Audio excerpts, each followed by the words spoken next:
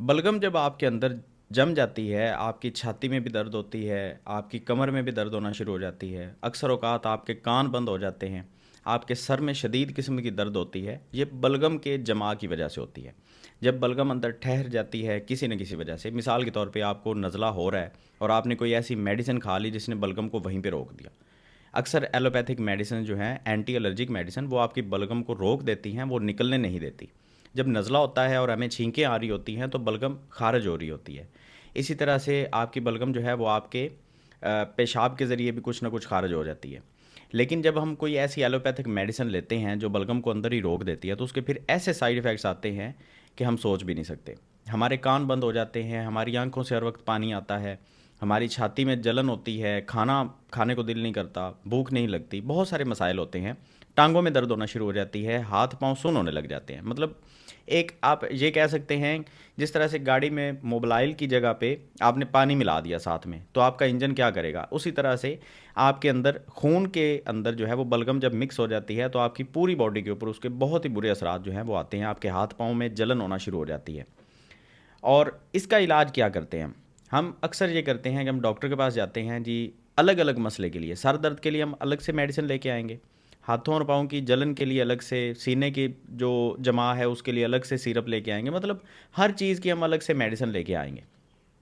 And पे result ये आएगा कि वो मसले भी वहीं रहेंगे और साथ में हम कोई 10 मसले और क्रिएट कर लेंगे, क्योंकि हम बलगम को नहीं निकाल रहे। असल मसला है वहाँ पे बलगम का। अब ये बलगम जो है ये जब जम जाती है ये खुद से बाहर नहीं आती जब तक आप इसको निकलने नहीं देते। मिसाल के तौर पे अगर बलगम जम गई, आप डेली ठंडे पानी का इस्तेमाल भी कर रहे हैं, ठंडा दूध भी पी रहे हैं, आप केला भी खा रहे हैं, आप दही का इस्तेमाल भी कर रहे हैं, लस्सी भी पी रहे हैं, आपको लगता है गर्मी का मौसम है मेरे हाथ पाँव जल रहे हैं, आप लस्सी का इस्तेमाल करना शुरू कर देते हैं और ऑलरेडी आपके अंदर बलगम जमी हुई है, तो वहाँ पे बहुत बड़ी प्रॉब्लम जो है वो बन सकती है। इसको हल्के में कभी नहीं लेना। बलगम जब आपके खून में मिक्स हो जाती है तो आप छोड़ दें इस चीज़ को कि वो आपको सांस लेने देगी। जब आप लेटेंगे तो आपकी सांस में दुश्वारी होगी फिर। अच्छा, मैं आज आपको 5 जड़ी बूटियाँ जो हैं वो बताने लगा हूँ, जो इस्तेमाल करके आप अलग-अलग भी इनको इस्तेमाल कर सकते हैं और एक साथ भी इस्तेमाल कर सकते हैं आपकी बलगम को निकालने के लिए। अब इनको जब आप इस्तेमाल करना शुरू करते हैं, तकरीबन 15 दिन लगातार या 20 दिन आपने इस्तेमाल करनी है, फिर आपको अच्छा रिज़ल्ट मिलेगा। अब ये उस सूरत में है जब साथ में आप कुछ ना कुछ कोई और मेडिकेशन कर चुके हैं और आपको रिज़ल्ट नहीं मिल रहा, तो इनको इस्तेमाल करके देखें। सबसे पहली जड़ी बूटी का नाम है सपिस्तान। अब ये आपको पंसारी से सारी मिल जाएंगी ईज़िली। पाकिस्तानी किसी भी मार्केट में आप पंसारी के पास चले जाएँ, आपको ये सपिस्तान और ये बाकी जो मैं बताने लगा हूँ, ये सारी आपको मिल जाएँगी। ये आपके गाढ़े बलगम को निकाल देता है नरम करके, और खुश्क और बलगमी खांसी दोनों में ये मुफीद है। ये बड़ी मज़े की बात है। अक्सर चीज़ें सिर्फ बलगमी खांसी को फ़ायदा देती हैं, वो खुश्क खांसी को नहीं देती, लेकिन ये बलगमी और खुश्क दोनों खांसी में मुफीद है। अच्छा, इसको करना ये है कि 5 से 7 दाने इसके गर्म पानी में रात को आपने भिगो के रख देने हैं। सुबह उसको हल्का सा गर्म करके उबाल के, जब एक उबाला आ जाए, उसको आपने उतारना है और 2 से 3 बार आपने उसको दिन में पीना है। दूसरी मेडिसिन है उनाब। उनाब आपकी सीने की खुश्की को भी कम करता है और बलगम का इखराज भी करवा देता है और साथ में गले को भी सुकून देता है अगर खांसी या खारिश वगैरह है तो। और अगर आपकी कमर में दर्द है बलगम की वजह से, मैं दूसरी बात नहीं कर रहा, अगर आपके पट्ठों में खिंचाव है या कोई और प्रॉब्लम है तो फिर वो ठीक नहीं होगी। ये बलगम की वजह से अगर ये दर्द है तो उसमें ये फ़ायदा ज़रूर देगी। और आपकी टांगों में अगर दर्द है या आपके सर में दर्द है, यहाँ पे आपने ये करना है, उनाब के 7 या 10 दाने आपने लेने हैं और एक गिलास पानी में 10 से 15 मिनट आपने उसको उबालना है। फिर नीम गर्म पानी जब रह जाए उसको छान के वो आपने पी लेना है, हल्का हल्का सिप करके। ये 1 कप पानी जो है वो आप तकरीबन इसका पी सकते हैं डेली 2 दफ़ा। फिर आ जाता है जी तीसरे नंबर पे गुले बनफशा। ये बलगमी खांसी में बहुत मुफीद चीज़ है। सांस की नालियों में जो सोजश हो जाती है उसमें ये बहुत मज़ेदार चीज़ है। बलगम को पतला करके निकाल देता है ये गुले बनफशा। ये बहुत ही मशहूर चीज़ है। अक्सर मार्केट में लोग जो हैं वो बनफशा मांग रहे होते हैं, तो आपने सुना ही होगा कभी। 5 से 10 ग्राम फूल, ये फूल होते हैं, 5 से 10 ग्राम फूल 1 कप पानी में उबालने हैं आपने और छान कर सुबह और शाम आपने पी लेना है उन आपको। आगे मैं एंड पे ना आपको एक इनकी मिक्स रेमेडी भी बताने वाला हूँ, वो आपने सुन के जानी। ये सारी मेरे पास लिखी हुई हैं, ये वो चीज़ें हैं जिनके ऊपर ऑलरेडी रिसर्च हो चुकी है। ये मैं अपनी तरफ से कोई बात नहीं कर रहा, ये सारी की सारी जो ऑथेंटिक हकीम हज़रात हैं जिन्होंने किताबें लिखी हैं, मैं उनकी किताब से नुस्खे पढ़ के आपको सुना रहा हूँ, मैं अपनी तरफ से कुछ भी बयान नहीं कर रहा। चौथे नंबर पे बहुत ही मशहूर हमारी मुलट्ठी आ जाती है। ये पाकिस्तान में हर बंदा इसको जानता है, मुलट्ठी।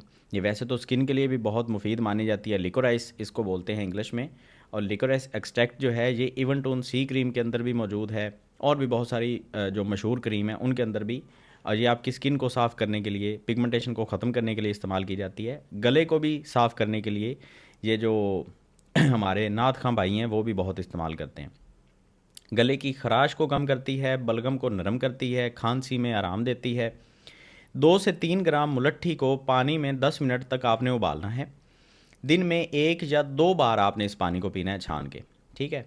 अच्छा, हाई ब्लड प्रेशर वाले जो अफराद हैं वो ज़्यादा मकदार में इस्तेमाल ना करें, उनके ब्लड प्रेशर को ये थोड़ा सा हाई कर सकती है, इस चीज़ को आपने डिस्क्लेमर समझना है। 5वें नंबर पे वो चीज़ जो हमारे हर घर में मौजूद है, अदरक।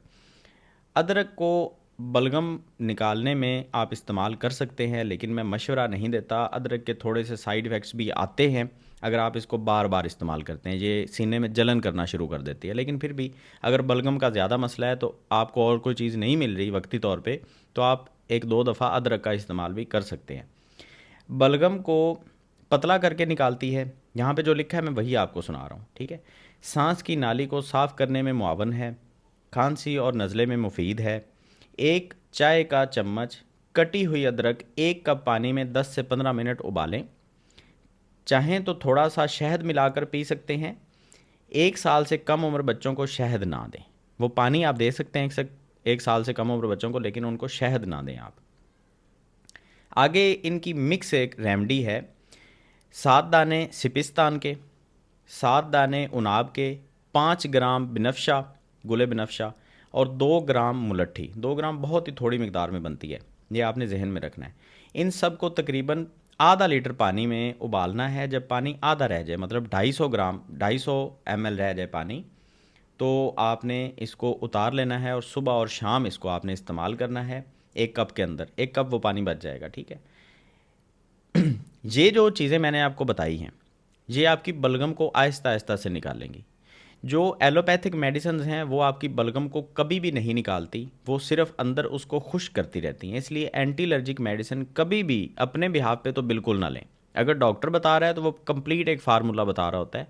और ये मैंने खुद एक्सपीरियंस किया, हमारे एक बहुत करीबी भाई ने इस तरह से एक एंटी एलर्जिक मेडिसिन इस्तेमाल की थी नज़ले में, और उसके कान मुकम्मल तौर पे बंद हो चुके हैं, अब वो बिल्कुल सुन ही नहीं सकता। ये मैं इसलिए आपको ये बता रहा हूँ, ये वीडियो आपके लिए बहुत मुफीद साबित होगी। अगर आपके किसी करीबी में ये मसला है बलगम का, या इस तरह की कोई प्रॉब्लम फेस कर रहा है, वो टांगों में दर्द है, कमर में दर्द है, तो उससे पूछें, थोड़ा सा उसकी हिस्ट्री लें। और जहाँ पे जो मैंने चीज़ें आपको बताई इनमें से किसी चीज़ का कोई साइड इफ़ेक्ट नहीं है, इतना बड़ा साइड इफ़ेक्ट हो कि आप इस्तेमाल ही ना कर सकें, ऐसी कोई चीज़ नहीं है। ये सारी की सारी बिल्कुल बेज़रर चीज़ें हैं। और जो छोटा मोटा कोई मसला इस इनसे बन भी सकता है ना, वो भी मैंने आपको बता दिया कि हाई ब्लड प्रेशर वाले मुलट्ठी का ज़्यादा इस्तेमाल ना करें, और अगर सीने में जलन है तो अदरक का ज़्यादा इस्तेमाल ना करें। और जलन भी ये उन लोगों को होती है जिनके मैदे में अल्सर होता है या इस तरह की प्रॉब्लम, अदरवाइज़ अदरक के साथ भी जलन नहीं होती। तो उम्मीद करता हूँ ये वीडियो आपको अच्छी लगी होगी। इस तरह की मज़ीद मुफीद वीडियोज़ देखने के लिए आप मेरे फेसबुक पेज को फॉलो कर सकते हैं। Thank you.